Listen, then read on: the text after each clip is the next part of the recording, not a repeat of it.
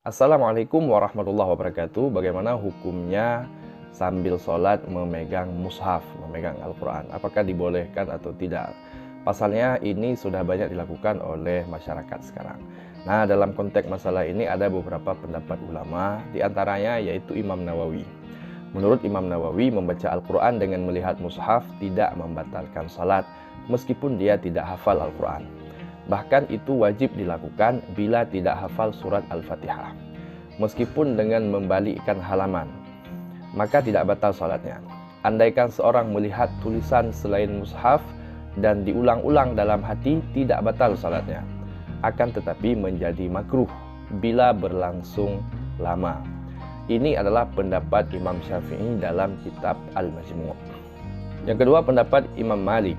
Imam Malik berkata tidak masalah bila seorang imam membaca surat dengan melihat mushaf di qiyam Ramadan dan salat sunnah lainnya. Ibnu Qasim menyatakan makruh bila dilakukan di salat fardu. Selanjutnya Ibnu Qudamah. Ibnu Qudamah mengatakan tidak ada masalah seorang imam membaca surat dengan melihat mushaf. Saat beliau ditanya apakah sama hukumnya bila dilakukan saat salat fardu, beliau menjawab, saya tidak mendengar riwayat tentang itu. Qadhi Abu Ya'la berpendapat itu makruh saat salat fardu dan boleh saat salat sunnah, dan makruh pula bila dilakukan oleh seorang yang hafal Al-Quran. Imam Ahmad pernah ditanya tentang imam yang membaca surah sambil melihat mushaf di salat qiyam Ramadan. Beliau menjawab tidak masalah jika terpaksa. Nah, ini pendapat Imam Ahmad dalam kitab Al-Mughni jilid 1. Nah, atas pertimbangan pendapat ulama tersebut, MUI pun menetapkan jika melihat mushaf Al-Quran ketika salat tidak membatalkan salat.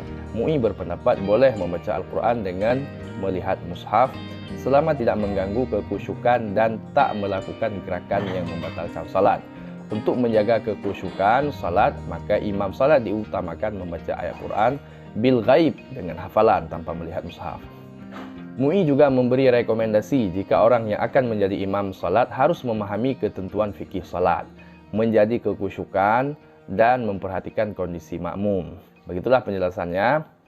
Wassalamualaikum warahmatullahi wabarakatuh.